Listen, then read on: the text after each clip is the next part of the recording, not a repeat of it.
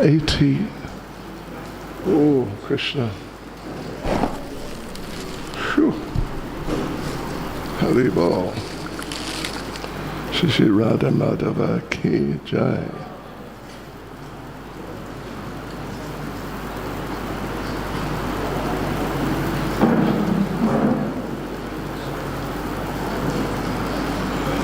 All right.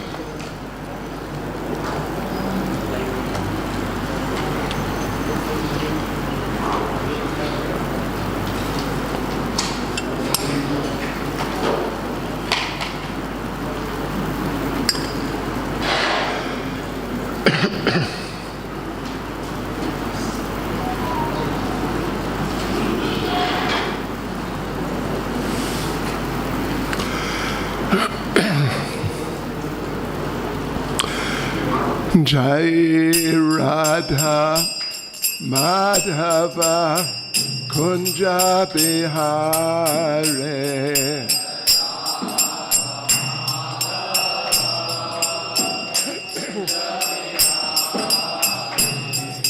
Jai Radha Madhava Kunja Bihare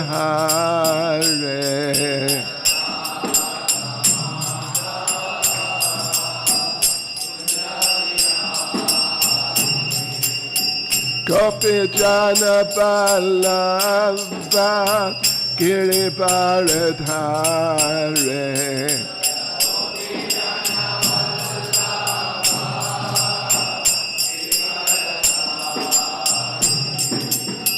Gopi Jana Ballava Giribaradhare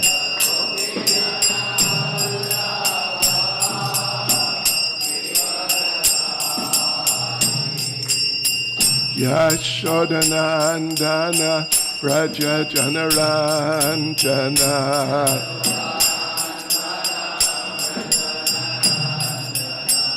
Yashodanandana Raja Janaranjana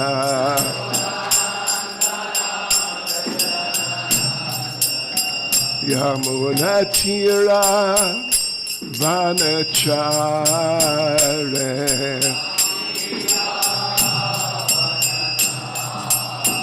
Yamunatira Vanachare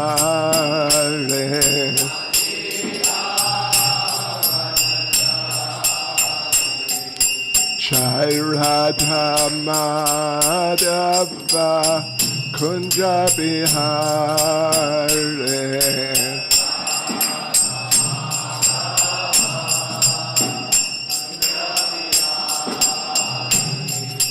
Jai Radha Madhava Kunja Bihare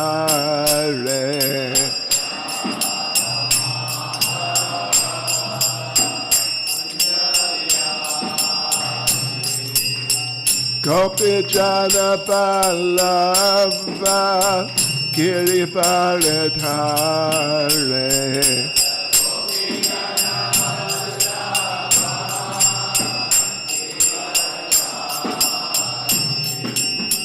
Gopi Jana Ballava Giribaradhare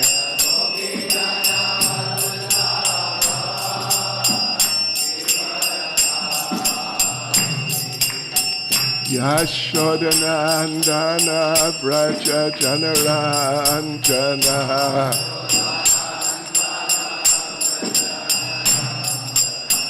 Yashodanandana Vraja Janaranjana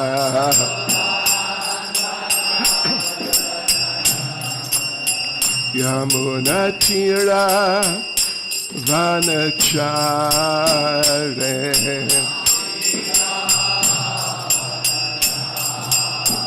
Yamunatira Vanachare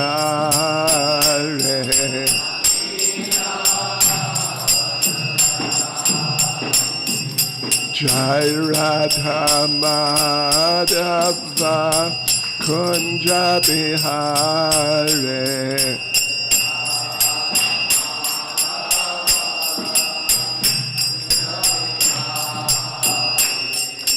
Jai Radha Madhava Kunja Bihare.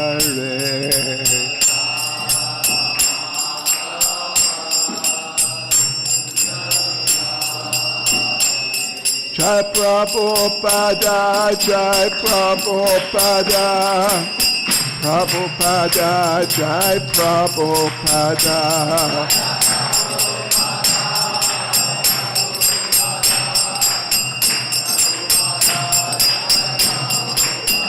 Jai Prabhupada, Jai Prabhupada, Prabhupada, Jai Prabhupada.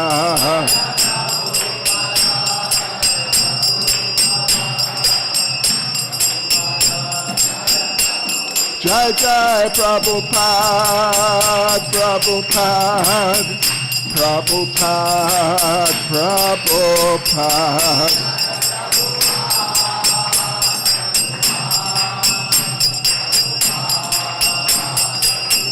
Jai Jai Prabhupada, Prabhupada, Prabhupada, Prabhupada.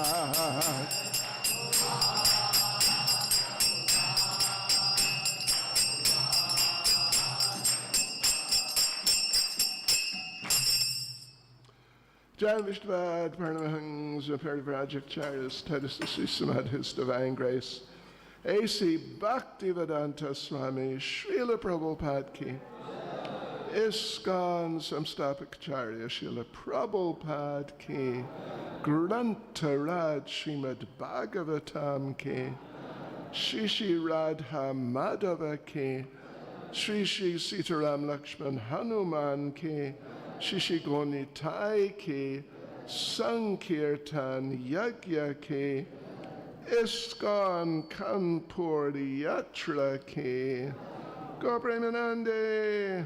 All glories to the Sama devotees, all glories to the Sama devotees, all glories to the Sama devotees, all glories to Sri Guru and Sri Gauranga, all glories to Srila Prabhupada.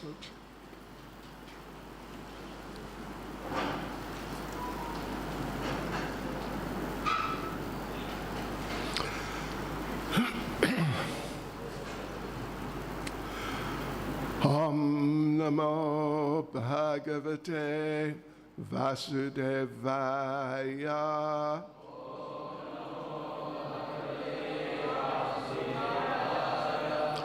Om Namo Bhagavate Vasudevaya.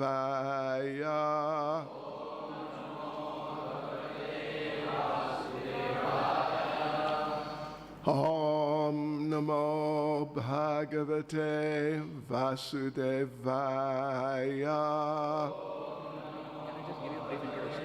Oh, okay. हरे कृष्णा। तो पहले महाराज शुरू करें, उससे पहले हम थोड़ा महाराज का एक ब्रीफ इंट्रोडक्शन देना चाहेंगे। परम पूज्य भक्ति चैतन्य स्वामी महाराज, इनका जन्म हुआ था न्यूजीलैंड ऑकलैंड में 14 अगस्त 1951 में, और उसके पश्चात महाराज जब पढ़ाई किए थे तो फिलोसॉफी से पढ़ाई किए थे ऑकलैंड यूनिवर्सिटी से। महाराज की इच्छा थी एक राइटर और जर्नलिस्ट बनने की उस समय, और उनको एक बहुत खोज थी सच्चाई क्या है, जीवन का लक्ष्य क्या है उसके बारे में।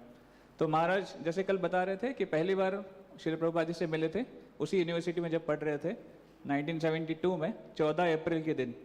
उस दिन महाराज ने फिर प्रभुपाद जी का लेक्चर अटेंड किया, प्रभुपाद जी से बहुत इंस्पायर हुए और प्रैक्टिस करने लगे। उसके बाद महाराज 1973 में जनवरी में टेम्पल में शिफ्ट हुए।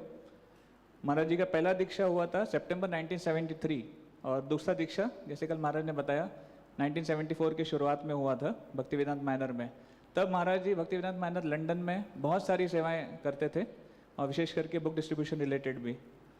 फिर 1980 में महाराज जी को साउथ अफ्रीका भेजा गया था प्रचार के लिए, और वो प्रेसिडेंट थे कैंटो रिच मंदिर के।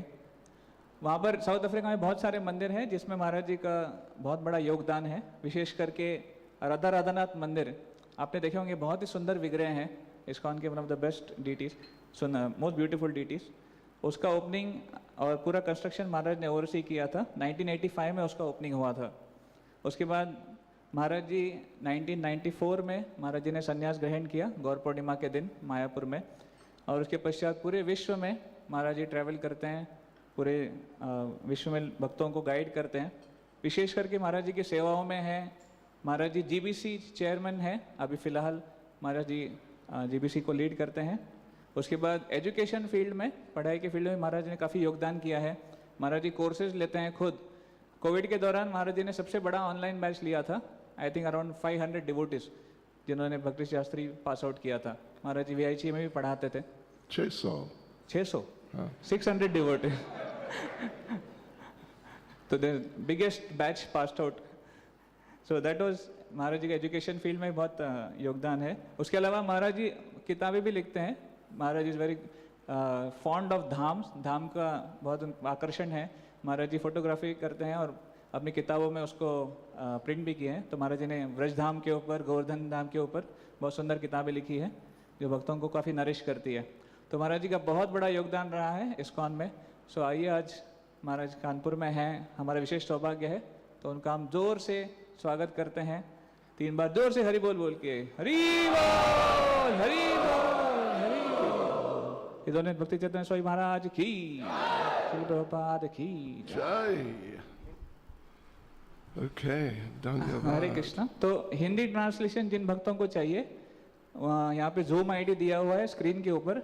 आप अपने मोबाइल में जूम में लॉगिन कर सकते हैं और ये आईडी पासवर्ड है, उस पर आप हिंदी अनुवाद सुन सकते हैं इस क्लास का।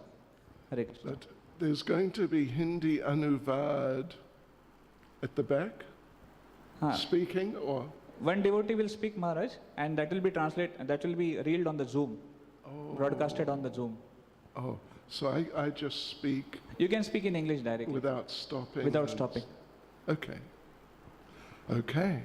Hare Krishna. Yes. Okay. So we are today reading from Srimad Bhagavatam, Canto 10, Chapter 89.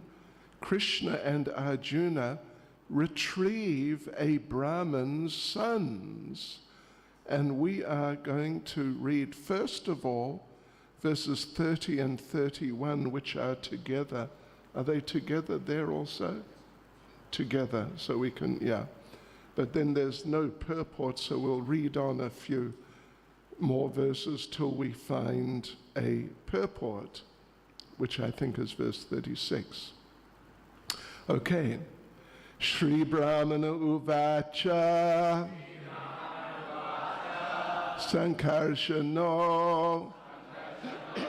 Vasudeva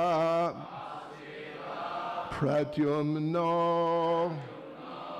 Dhanvinam Vata Aniruddho Prati Rato Na Tratum Shaknuvanti Yat Tat Katam No Bhavan Karma Dushkaram Jagad Ishvarai Twam Chakirshasi Balishyat Tan Na Shraddad Mahe Vayam Shri Brahmana Uvacha Sankarshano Vasudeva Pradyumno Dhanvinamvara Aniruddho Pratirato Natratum Shaknuvanti Yat Tatkatam no Bhavan Karma Dushkaram Jagadishvarai Tvam Chikirshasi Balishyat Tanashradat Mahevayam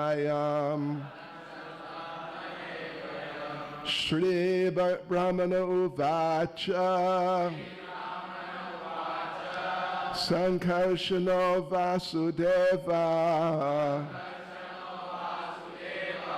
Pradyumno Danvinamvara Aniruddha Pratirato Natratum Shaknuvantiyat Tat Katam Nu Bhavan Karma Dushkaram Jagadishvarai Tvam Chikirshasi Balishyat Tanashradat Mahevayam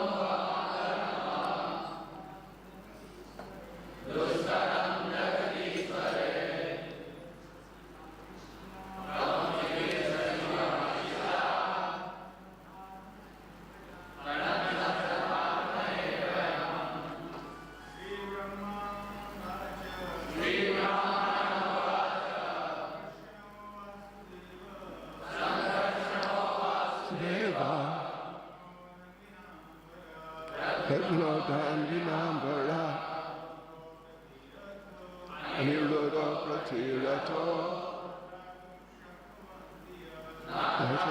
Shakavantiyat Takatam Bhavan Karma Dushkaram Jagadishvarai Tvam Chikirshasi Balishyat Ashradat Mahevayam Shibhamana Uvacha Kashano Vasudeva Bhajano Danyanamvala Rudo Pratirato Bhajatum Shakavantiyat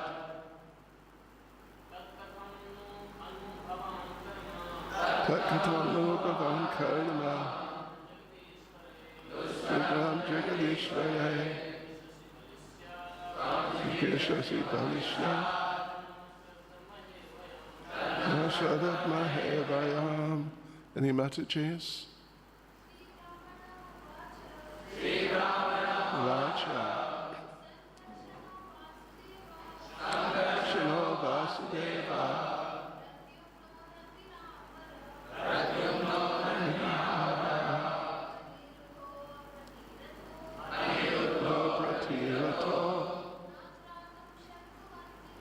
Natratam Shakavantiyat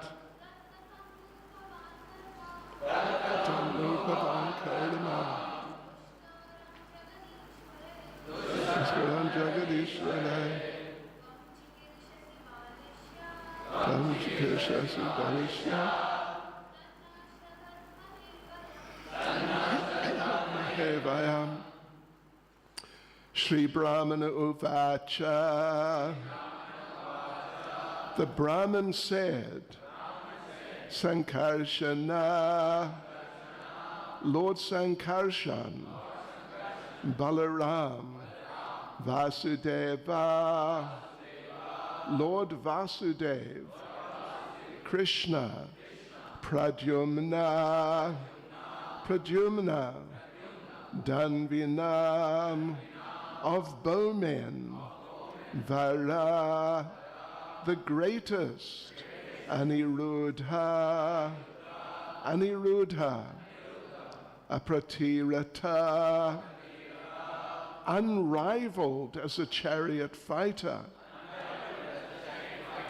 not tratum, to save, Shaknuvanti, were able, yat, inasmuch, tat, thus, katam, why, no, indeed, bhavan, you, karma, feet, dushkaram, impossible to be performed, jagat, of the universe, Ishvarai, by the Lord's, Twam, you, Chikershasi, intend to do, Balishyat, out of naivety, Tat, therefore, Nashradad Mahe, do not believe, Vayam, we, translation, the Brahmin said, neither Sankarshan, Vasudev, Pradyumna, the best of bowmen, nor the unequaled warrior Aniruddha could save my sons. Then why do you naively attempt a feat that the almighty lords of the universe could not perform? We cannot take you seriously. Yes, so there's no purport there. Let us read on, and there's a purport to 36, so I'll just read the verses from here on to 36. Sri Arjuna Ruvacha, Naham Sankarshano Brahman, Na Krishna Karshna Evacha, Aham va Arjuno Nama, Gandivam Yasya Vaidanu.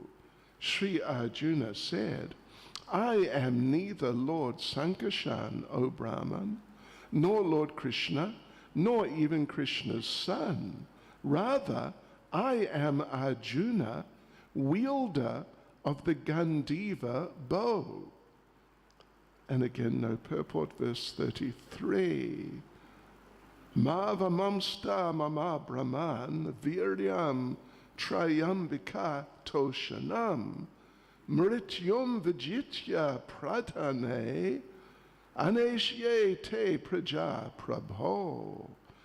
Do not minimize my ability, which was good enough to satisfy Lord Shiva.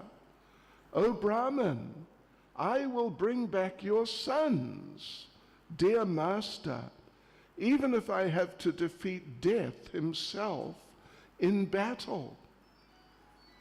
34. Evam vishram vito vipra, palgunena parantapa, jagama swagriham prita, partaviryam nishamayan. Thus, convinced by Arjuna, O tormentor of enemies, the Brahmin went home, satisfied by having heard Arjuna's declaration of his prowess. 35. Prasutikala asane, varyaya dvijasattama, pahi pahi prajam rityor, ityarharjunam atura.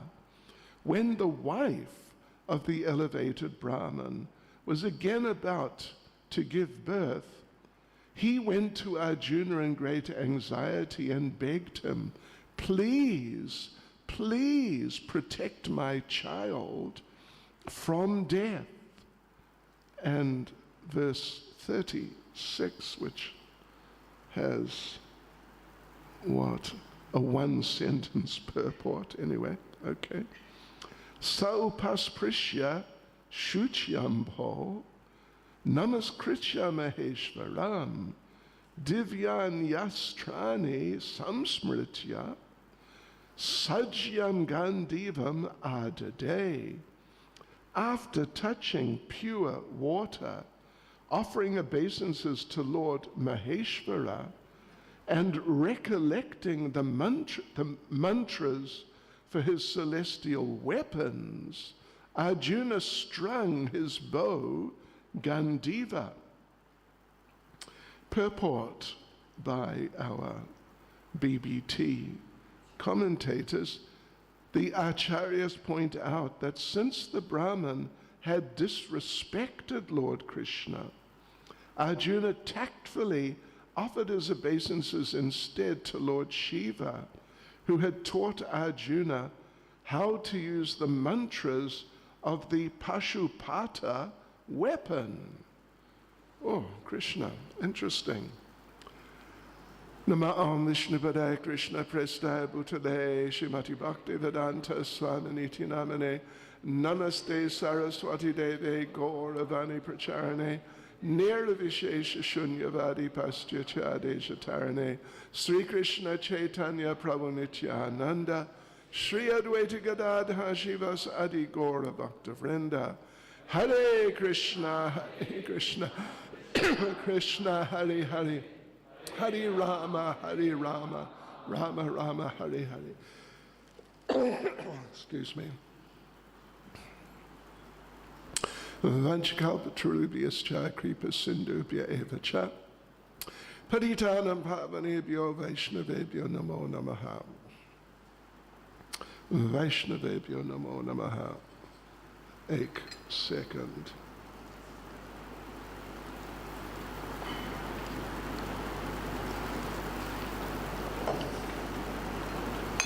Yes, well, you have been following this story, and it's really quite a story of the deliverance of in the end, it's 10 sons of the Brahmin couple, and this is the second to last chapter of the 10th canto, and 10th canto, of course, is very important, being like, you could say, the biography of Krishna, you could say. And it's by far the longest canto, at least, the longest canto by far, 90 chapters. Others have much less. I forget which canto has the next most, but like maybe 50 or 60 at the most, or less, chapters. But yes, so as you would expect, the biography, if we call it such, and it's, it is quite a reasonable term to use, biography of Lord Krishna, that's the essence of Srimad Bhagavatam, and ultimately it's the essence of all Vedic literatures, actually. So we would have to expect that it'll be presented in the greatest detail and at the greatest length. And in the second to last chapter, 89, 2 very important, vital subject matters are presented. I'm sure you're aware of that, but let's just say it. The first half or so of this 89th chapter, second to last chapter, is the story of Bhrigu Muni testing, first of all, Lord Brahma, then Lord Shiva, and then Lord Vishnu, to see who is the best, who is the highest, or really speaking, who has the highest qualities, the most elevated qualities, not just who is the most powerful or most beautiful or most something else, but who has the highest qualities. So you read that through, I imagine, for a number of weeks, and so you know that story very well, and so important. Lord Brahma got angry at being disrespected by his son. You know, traditionally, the son or the children, they will bow down and offer obeisances to their parents, particularly to the father. I've seen it myself.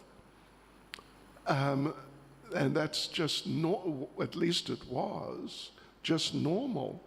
I don't know if it's as normal now, but it was just normal in those days. And Bhrigu Muni, who is the son of Lord Brahma, didn't do that. He just walked in and, very informally just said, "Hi, Dad," something like that, "How are you doing, Peter G?"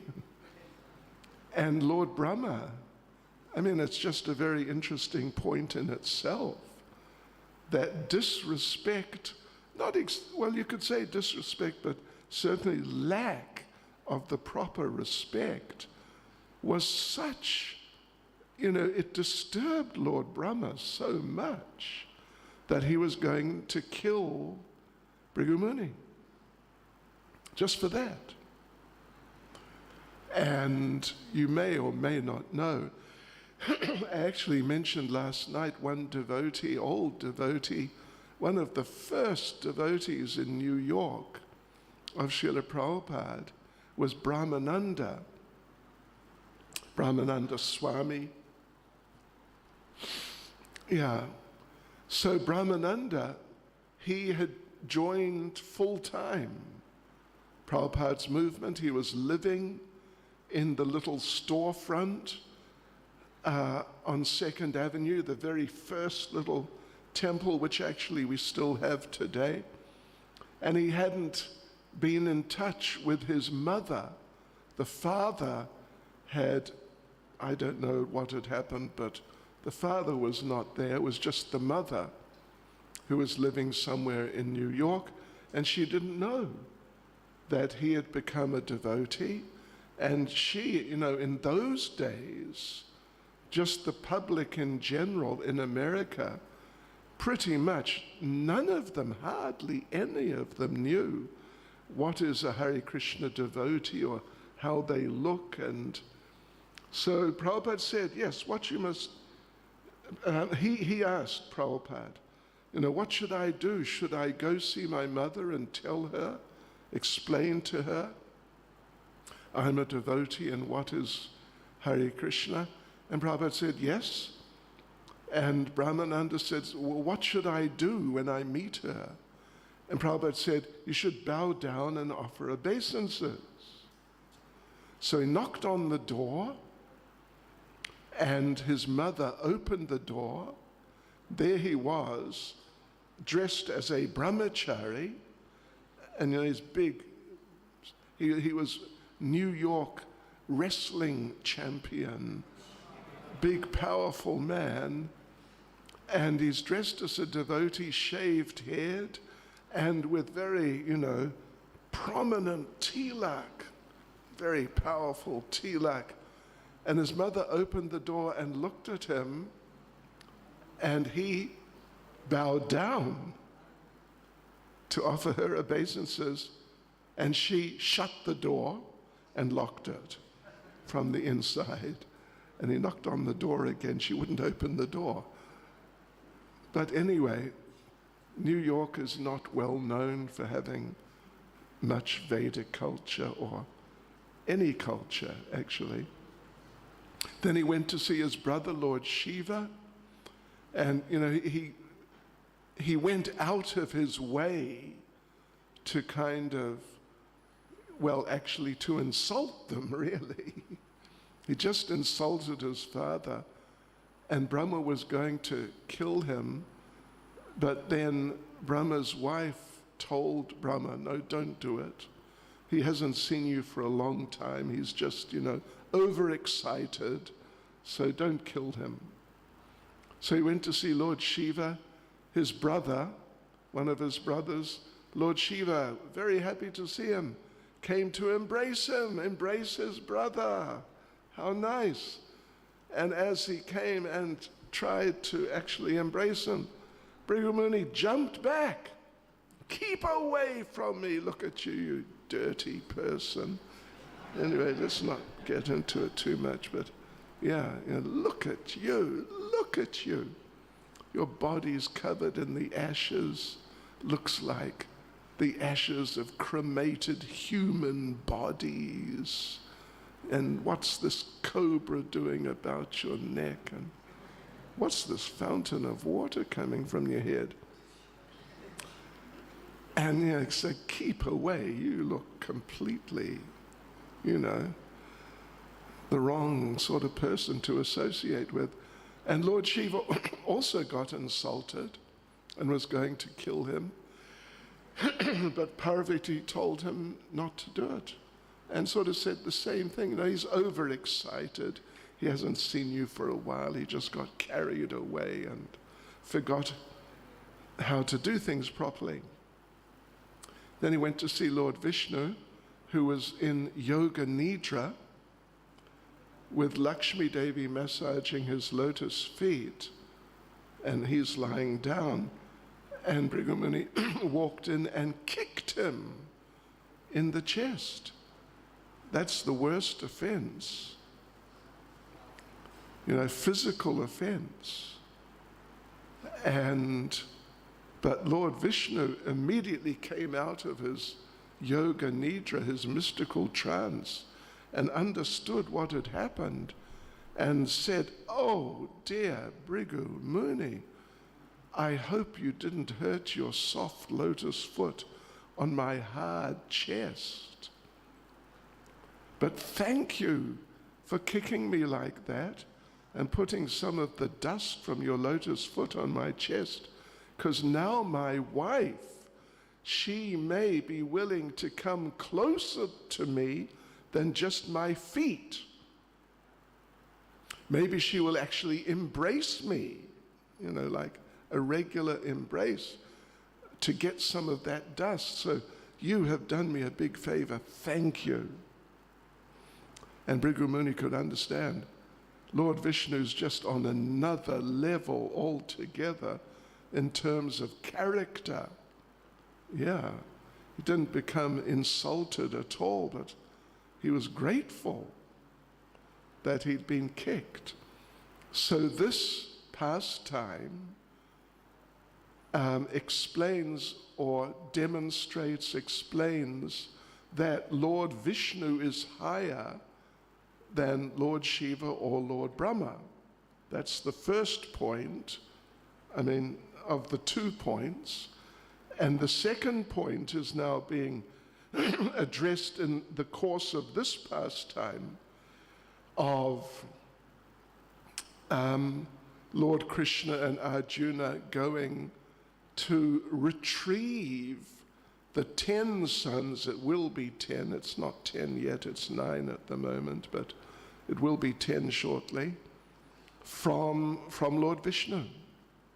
Yes. And this will establish that Lord Krishna is higher than Lord Vishnu. I'm not going to go into the details of it because it will all become clear as you go on. And then right in the beginning of the next chapter, the last chapter 90, it's explained in detail how it is that this point is made, that Krishna is higher than Vishnu. So anyway, you get the idea, right? These are 2 important points for Srimad Bhagavatam, that Vishnu's higher than Brahma and Shiva, who are by far the highest of the demigods. The rest of the demigods, beginning with Indra, they're much lower than Brahma and Shiva, much lower.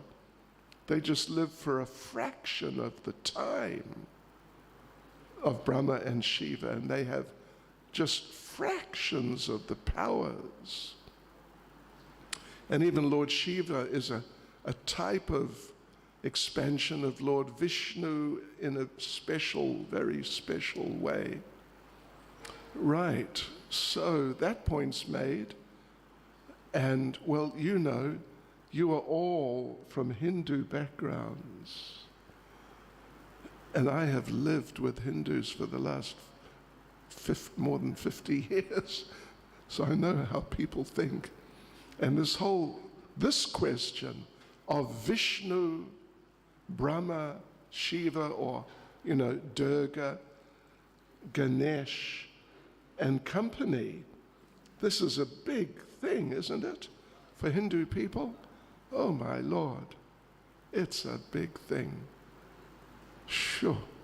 And we had someone just a few days ago, we were in Haridwar, and not actually me personally, but one other of the devotees in our group had a kind of a confrontation with a Shivite. The devotee had said to him that Haridwar, it is the gate, the door to Hari, Krishna or Vishnu. And the Shivite said, no. It is, this Hari is coming from the root Hara, Lord Shiva. So it's actually the gate to Lord Shiva. Yes. Let's not get into it too much. But, oh yeah, and he was staunchly opposed to the idea of it being Hari, meaning Lord Vishnu. And, you know, if you go to Haridwar, you'll see that Lord Shiva is pretty prominent. Yeah. I mean, I've been passed through it a number of times, going to Rishikesh and into the Himalayas. But this time I saw this big Lord Shiva is there by one of the main places, really big, just really big Lord Shiva. And looks like, you know, the competition is heating up or something like that. But then this point here in the second part, that Vishnu or Krishna, this is another very controversial point. Who is higher, Vishnu or Krishna? Well, you know, you have to sort of go into it in some depth to really get the point, but it is made clear enough, at least for thinking intelligent people, that Krishna is definitely on a higher level than Vishnu. But in the minds of many Hindu ladies and gentlemen, no chance. Vishnu is higher than Krishna, and, you know, good luck if you want to try and convince them, at least sort of on the spot, just in a short time, just, you know, say a few things and they say, oh, okay, Krishna's higher than Vishnu. And if you want to achieve that goal, you got to sit down with them and get into it. And really, you know, there's all sorts of details you got to get into. And then maybe they'll accept. Yes, okay, so that's the background. But you all know this already, right? Of course you do. Right. And, you know, what to speak of the Tamils and Lord Shiva and Muruga. Yeah. Anyway, okay. Hare Krishna. None of you are Tamils. You don't look Tamil. Yeah. So we won't bother with that. But here, you know, it's an interesting place in the whole, you know, the development of the particular pastime, because 9 sons have already died just under sort of inexplicable circumstances, just for no good reason. You know, it's not like they had any of the sons had some obvious serious disease they're born with, and, you know, therefore they just die. But they're all, as far as it can be seen, they're all born just normal, just like all of us. We were all born, and anyway, at least we made it, didn't we? So, but those boys, there was no good reason to think that, oh, this child may die or is going to die. But within minutes, each one of them died. And the family, the Brahmin and his wife, were really upset. Naturally. I mean, at least, you know, we have householders here who have children, and you know, if you're parents, you know,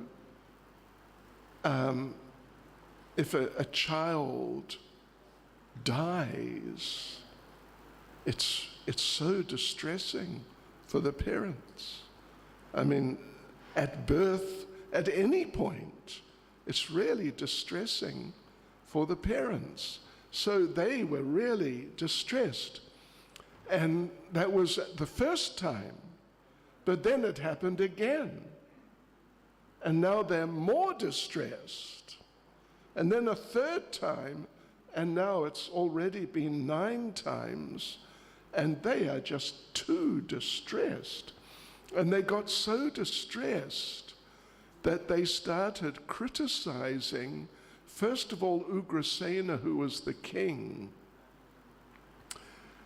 because the Brahmin, the husband, the father, he was on such a level of Brahminical understanding, Brahminical qualification and like awareness. He knew what his karma was and what his wife's karma was. And he knew it is not in our karma to lose any children. So how did it happen? It's not in our karma. You know, like in the story, I think it's the story of Puranjan in the 4th canto, Narada Muni, I forget exactly the words he used, but he makes the point at one point that if a person is on an elevated enough level of conscious awareness, then the person can just look at themselves and understand what their karma is. But the person can just look at you and say, okay, right. You're going to live so long, you're this sort of person, you have that type of personality. I mean, they have to spend a little time and observe you. But if they do observe you for a while, they can just tell you what your karma is. You know all about reading palms, right? I mean, there are keys like that, but these people can just look at you and understand what sort of person you are and what's going to happen, etc. So this Brahmin here, he was not just one of your ordinary Brahmin types, but he was very deep, extremely deep person, and extremely perceptive. And he knew it is not our karma to lose any children. So how did it happen? Next possibility, it's the king. The king is not governing properly. Therefore, things which are not in our karma are coming to us. But he is responsible. We're not actually responsible. If you get the idea, it's, kind of subtle point. But that's the way it works, because, it's in the 6th canto, it's explained that the king or head of state, Narendra Modi, now here, or whoever it is, Mr. Trump wants to do it again in America. I don't know if you follow such things. If not, just don't worry about it. All right. But if you do, it's interesting. The king or the head of state gets 1/6 of the karma of all the citizens put together. That's a lot of karma. The karma for one person like me or you, that's more than enough for us. That's so heavy. It's just overwhelming, many times overwhelming. It's not just like as much as you can handle, or twice as much, or 10 times as much. It's described as being like a mountain which is hovering above your head. And every now and then, one rock falls off that karmic mountain and goes bang on your head. And that's enough to just knock you out. What to speak of the whole mountain coming on your head? You'd just be crushed, totally crushed, into just like, what would you say, like chickpea paste or something beyond recognition, squashed. Yes. So, but anyway, yeah. So these people who are very enthusiastic to become the, whatever it is, the king. Of course, there are very few kings these days. And even those who are kings, they're not usually governing nowadays. Hardly, if at all, do they actually govern. They're just figureheads. Or like in England, King Charles, just to attract tourists. That's all. So more people come and the country gets more money. But the prime minister or the president, depending on how the government system works, like in South Africa, the state president is the one. He is actually in charge of the country, and he's running the country. But in India, the president is like a figurehead, am I right? And the prime minister is the one who's actually controlling. And these people want to be, they fight to become whatever it is, the number one. But little do they know, they're going to get 1/6 of all the karmic reactions of all the people, at least, in the country. And it's just far too much for one person to deal with. There's just no question of being able to handle it.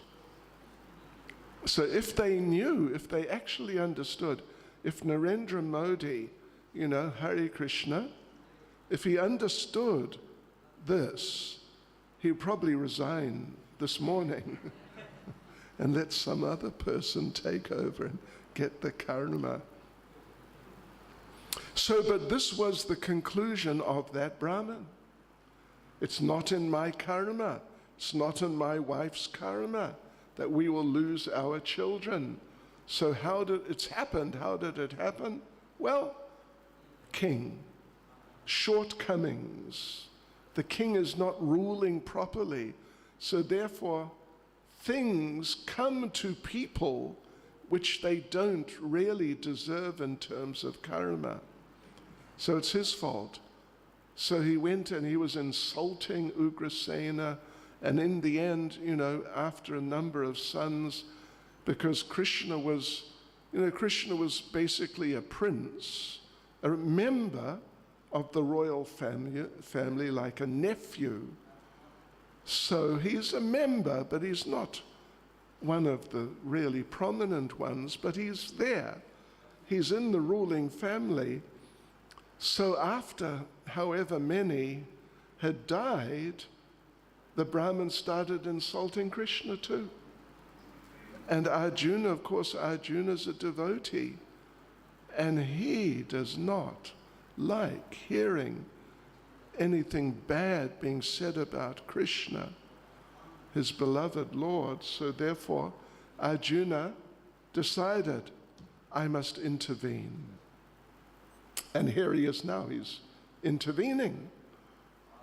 And, it's an interesting point that the first verse we read, the Brahman is speaking and telling Arjuna, listen, because Arjuna's told him, I'll do it. You can depend on me. Have a 10th son. I will protect that son. He will not die. Don't worry, because I will be there with my Gandiva bow.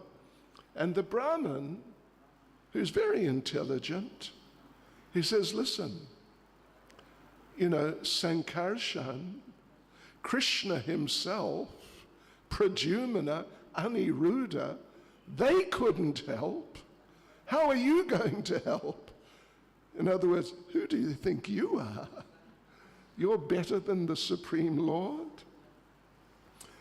And anyway, what can we say? We don't want to say anything sort of, to minimize Arjuna. But he kind of presents himself like, they couldn't do it, but I'll do it. That's pretty bold, actually, pretty presumptuous. Krishna can't do it, but I can. Well, I don't know. But of course, an interesting point is, and this is in fact how it works out, is that Krishna is, so to speak, behind his devotees, in the sense that if the devotee, particularly an advanced devotee, a very dear devotee, says that I will do something, and it sounds like something extremely, extremely difficult to do. Like people would think, what? You're going to do that? No, you can't do that. But the devotee may say, yes, I will do it. So if it's really very advanced devotee, great devotee, very sincere devotee, then because Krishna is behind him, Krishna will give him the potency, the ability, the intelligence, whatever it takes. And the devotee will be able to will do it. And that point is made in Bhagavad Gita at the end of the 9th chapter, where Krishna tells Arjuna that you declare it boldly that my devotee never perishes.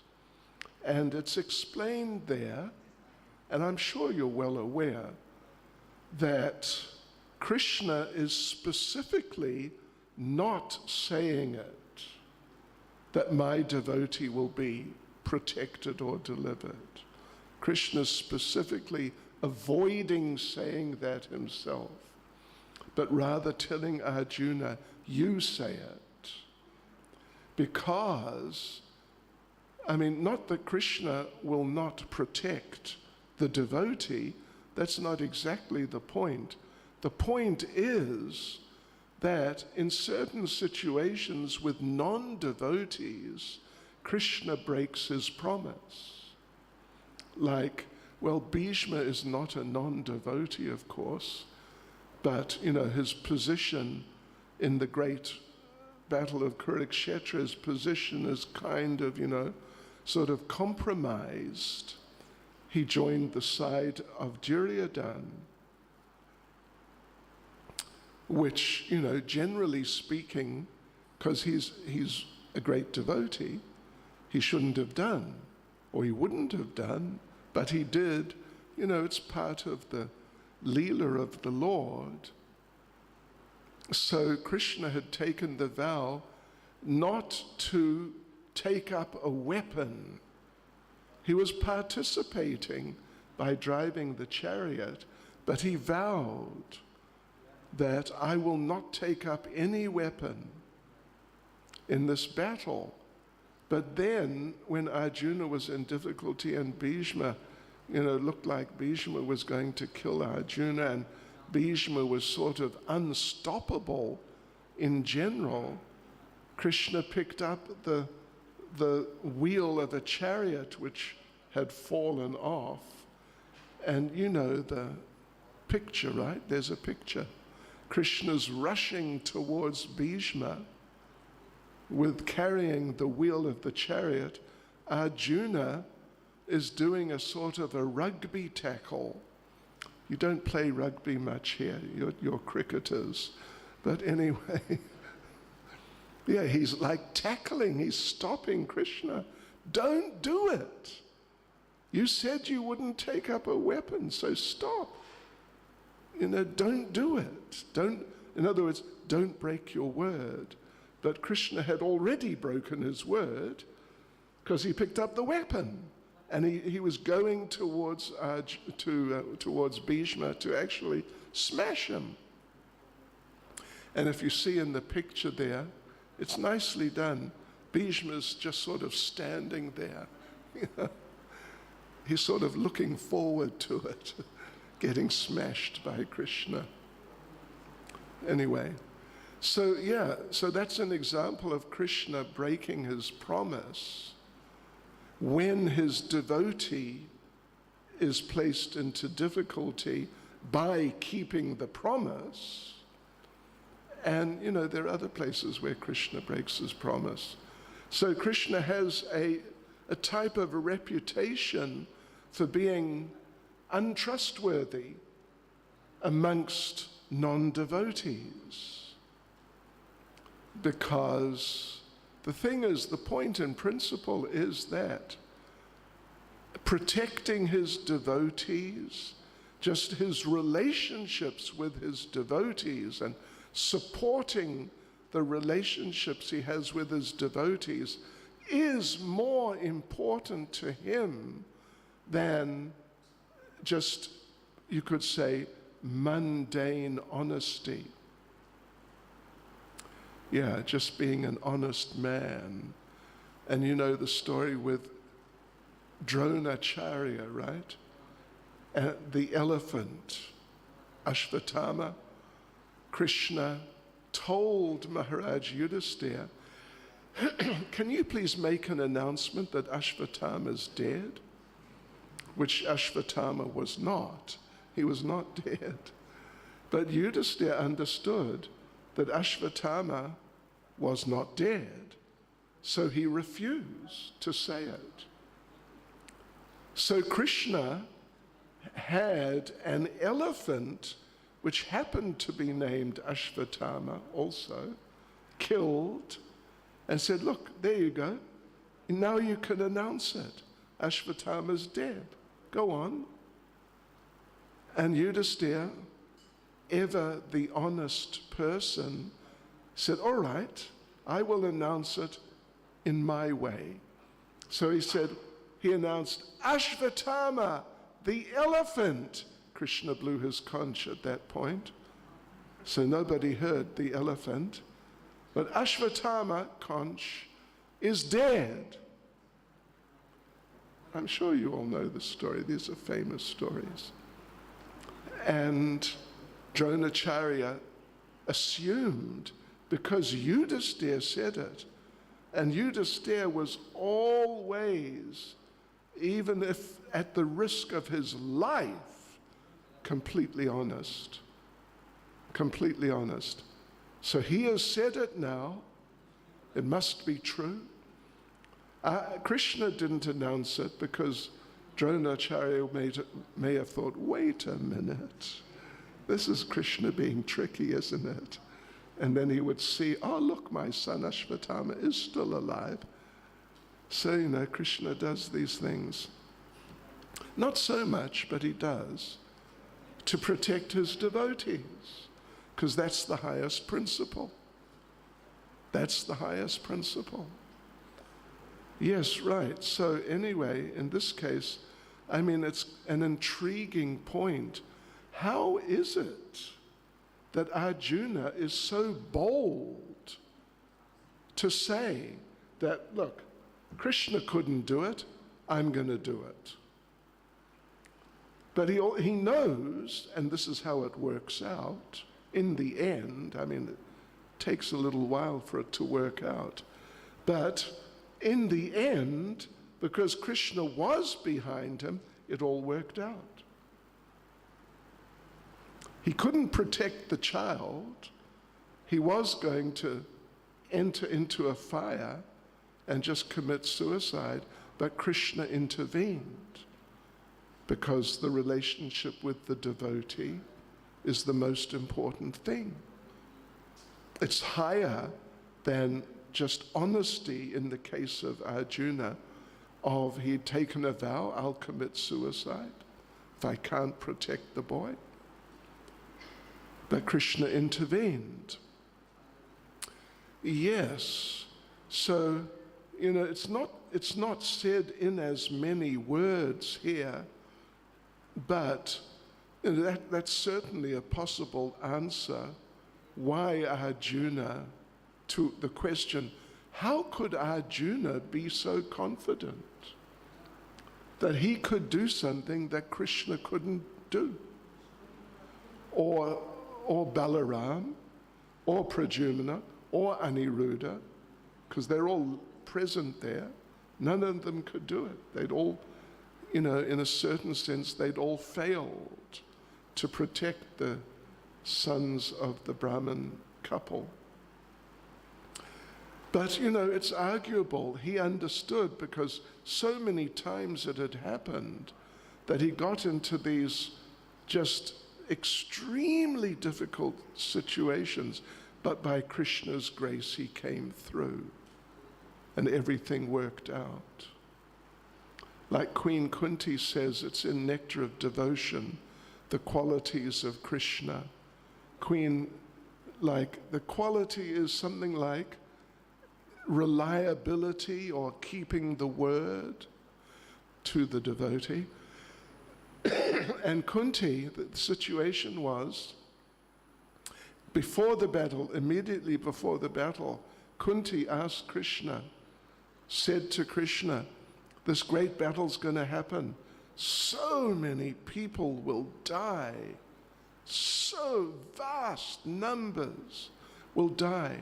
But my Lord, will you please protect my sons, the Pandava brothers? Will you please protect my sons? And Krishna said, yes, I will protect them. And he did. So they all survived, although, more than 90% of the warriors did not survive, but they survived. So then Kunti, the quality there, it's in Nectar of Devotion, Kunti says to Krishna afterwards that you gave your word and you upheld your word. And so your word to your devotee is so, unbreakable. She says it's to the effect, one day the sun may become cold and snow may become hot, but I know your word will never change. This is his word to his devotee, specifically to his devotee. And Arjuna knows these things. Like Lord Brahma towards the end of the second canto, Lord Brahma is speaking to Narada, explaining how Krishna is higher than him, than Lord Brahma. And Lord Brahma tells Narada that the Lord Krishna, he is so amazing that whatever I say, I can say anything. It doesn't mean he's going to say some nonsense, but he says, whatever I say becomes true. Whatever I say becomes true because Krishna's there behind me, and if I say it, he makes it true. And therefore, Krishna, there at the end of the 9th chapter of Bhagavad Gita, Krishna tells Arjuna, you say it, that my devotee will never perish. He'll always be or become righteous because the word of the devotee is always upheld by Krishna. Whereas if Krishna says the same thing, depends on the circumstances, who's involved. But if non-devotees are involved, Krishna may break his word. So maybe that's why, certainly it's arguable that that could be a reason why Arjuna is so confident. Krishna, Balaram, Pradyumna, Aniruddha, no problem, I'll do it. Normally it's like getting really carried away with yourself. Hare Krishna. So, as stated here, the Brahmin had disrespected Lord Krishna. He'd been criticizing all the members of the royal family, basically, including Krishna, who's a member of the royal family. So, because of that, Arjuna offers his respects to Lord Shiva, because he doesn't want to agitate the Brahmin, that, oh, come on, why are you offering respects to Lord Krishna? He can't help you. But Lord Shiva, as far as the Brahmin's concerned, Lord Shiva is okay. He's a good guy. So you can offer prayers to him and it's acceptable. Hare Krishna. Srila Prabhupada ki jai. Ek minute. Baitiye aap. Relax. Any comments or questions? Prabhu, yes. Give the devotee a microphone. Hare Krishna Maharaj Ji, thanks for a wonderful lecture. I have question. Brahman said to Arjun, no Lord Sankarshan, no Lord Vasudev, and son of Lord Krishna Pardumna. Right. No one save her son. But Arjun, Gandhivdhari Arjun say to Brahman, I will save your son. My question is, Arjun always, sometime with front of Lord Krishna and also listen the Srimad Bhagavad Gita with the Lord Krishna, by the Lord Krishna. But why Arjun have very pride to I save your son? I am not, Arjun say, I am not Lord Sankarshan, Lord... but what's your point? My point is, why Arjun have very pride? I said, okay. Yes. Well, basically that's what I was trying to explain, like at least sort of theoretically, maybe that's why Arjuna is speaking like that.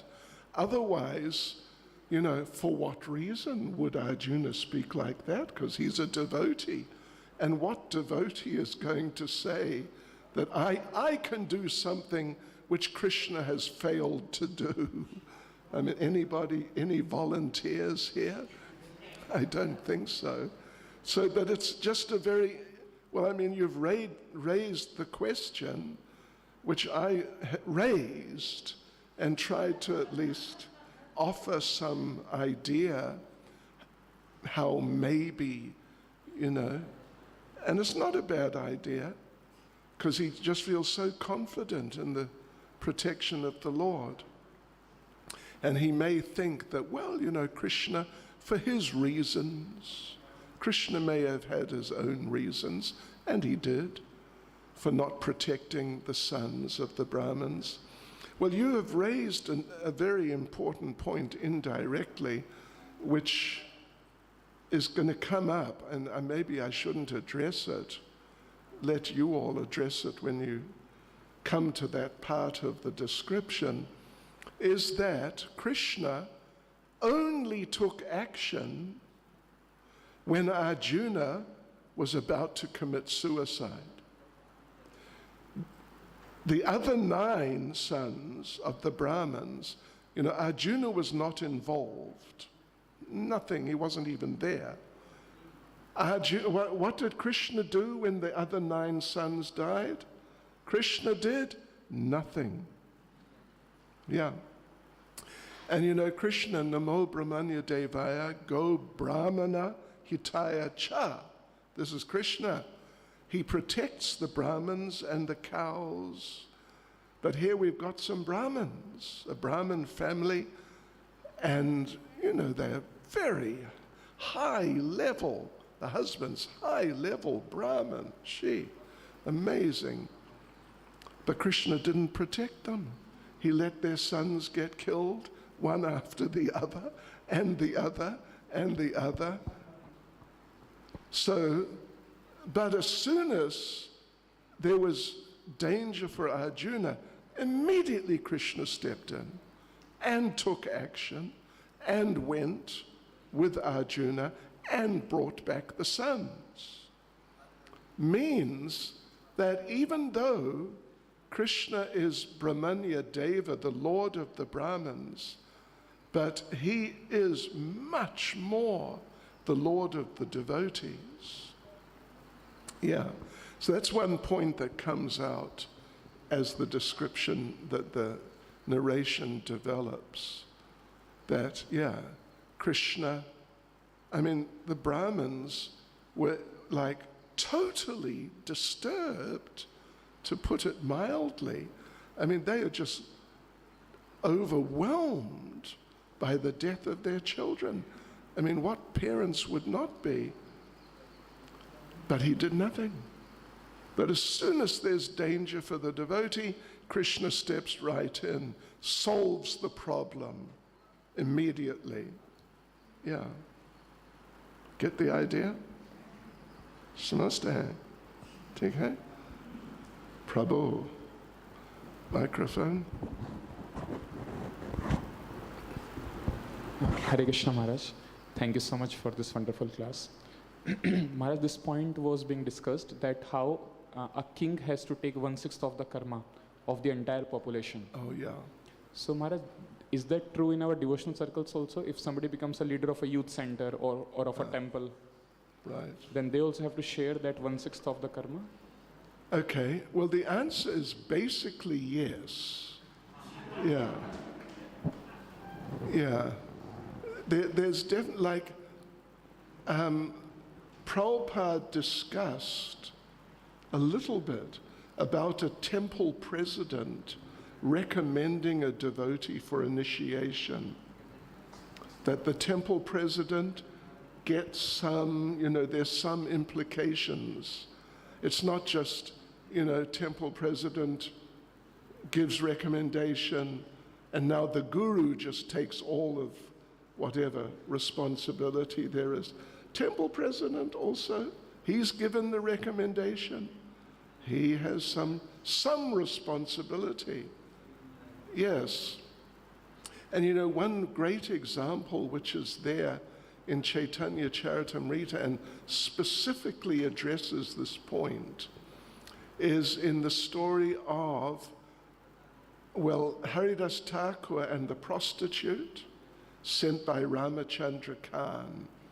And Ramachandra Khan was a very wealthy Hindu tax collector. And in his village, he was the top man. He was big man and very wealthy with big place and, all that. So Lord Nityananda came after the incident with Haridas Thakur, just very shortly after. You can read it there. It's there in detail. And he was asking, it seems like he was asking the village people, here we are with my group. He had his whole team, you could say, of devotees, who could accommodate us for a night. And everyone was saying, oh, just go see Ramachandra Khan. He's got big facility. So they went. And as I recall, one of the devotees went into the house and asked Ramachandra Khan. And Ramachandra Khan sent back the message,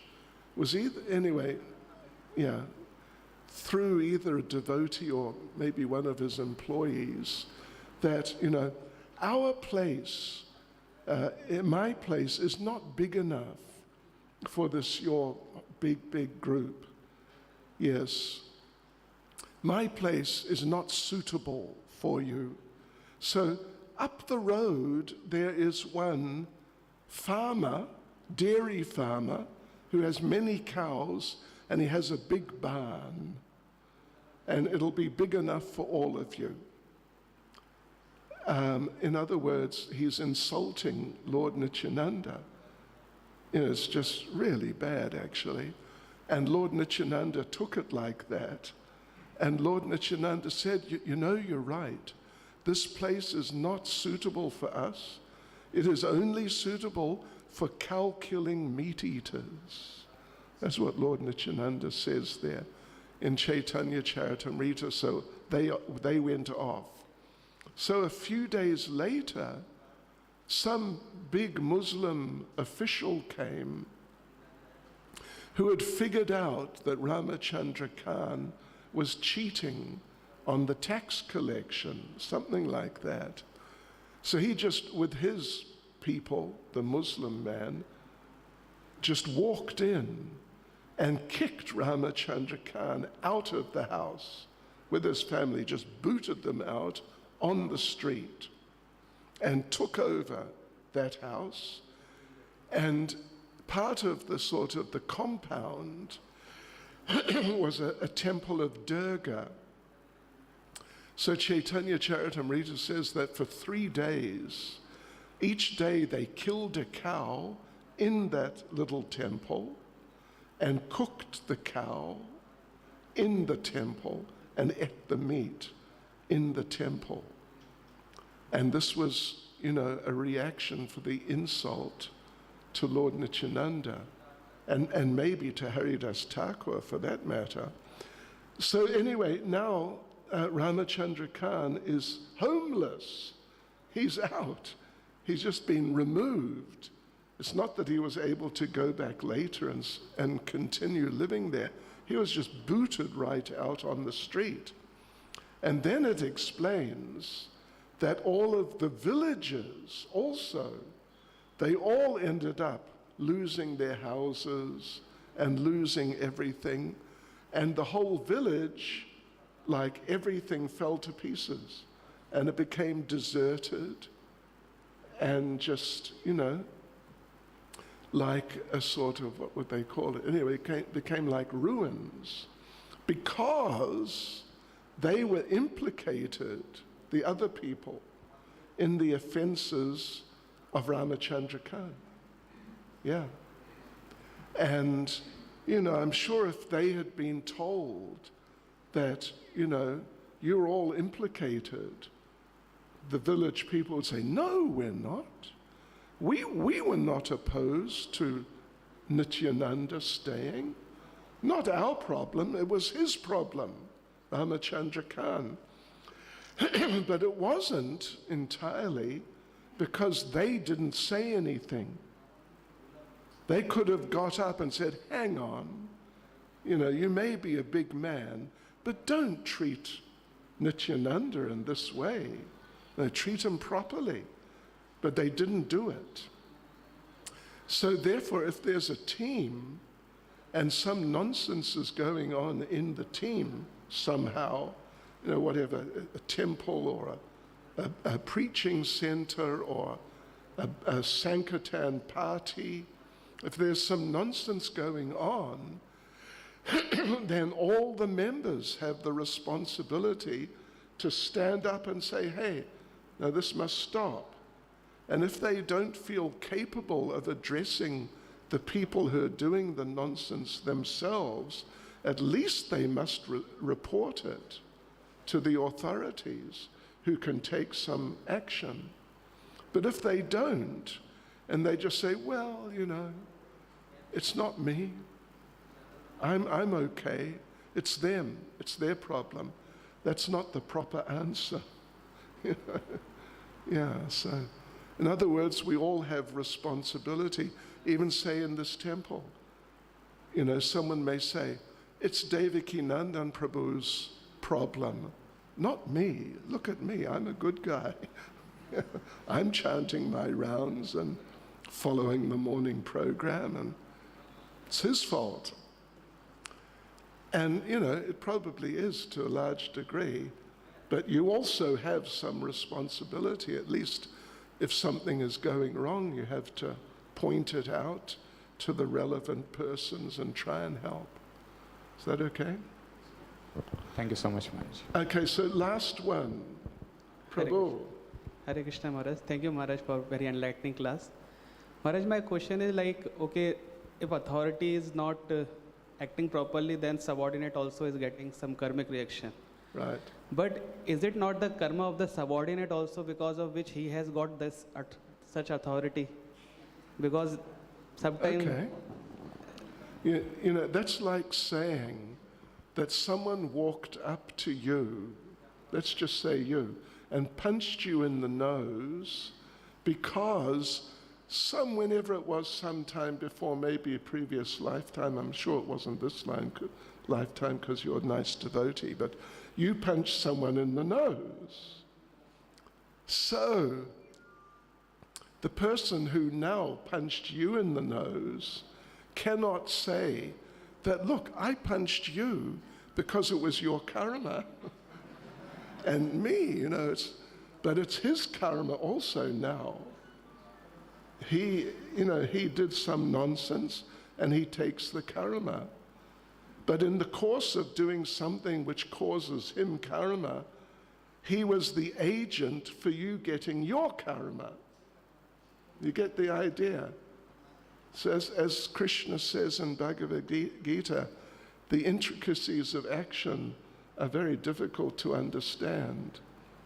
But yeah, you know, in a certain sense, you got to be a member of this temple. Or, I mean, this is a very nice temple, but, you know, in the past, in different places, we have had temples which have collapsed. Meaning, you know, the devotees left and it was just, there was scandal and the temple had to be closed.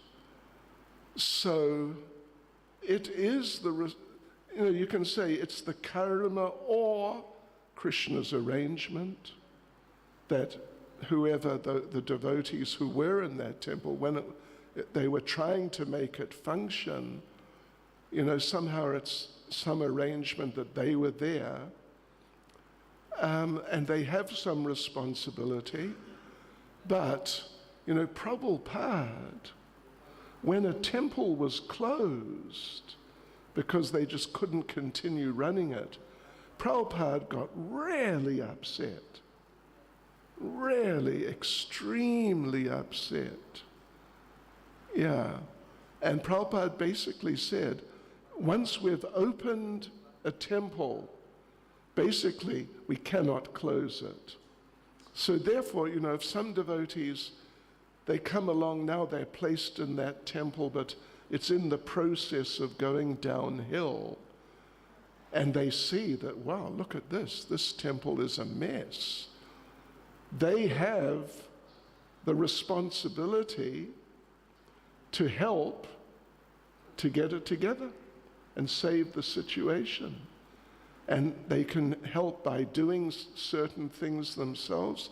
They can help by informing the authorities, like the regional authorities, for example, because the regional authorities are not omniscient. They're definitely not omniscient. How many times have we seen that? They need to be kept informed about what's going on. Otherwise, things can go down or things can go up, actually.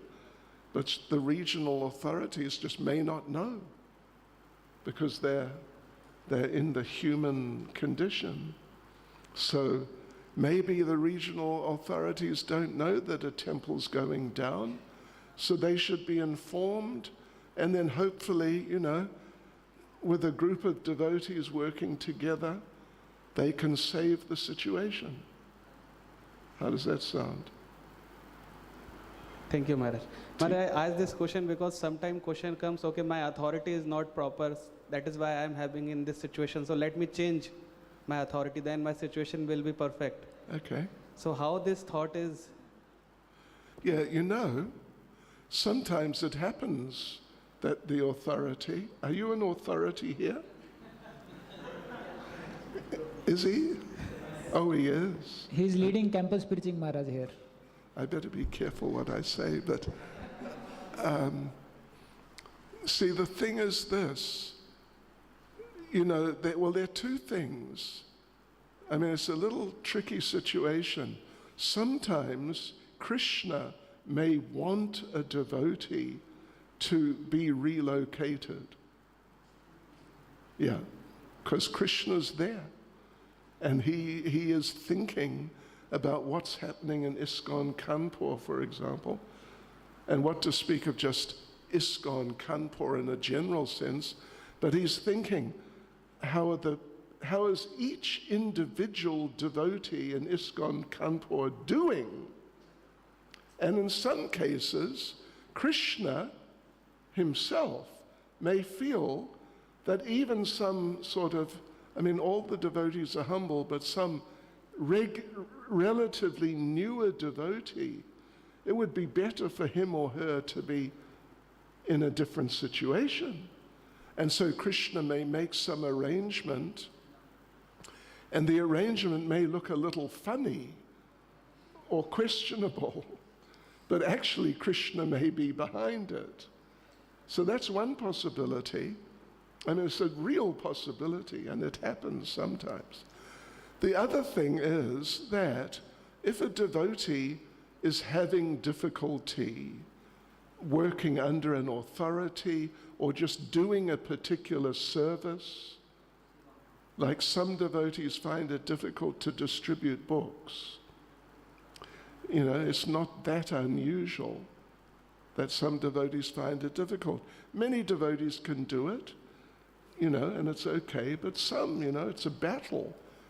If they're kind of, quieter people, more introverted, now they got to approach the people in the street. May be very difficult for them.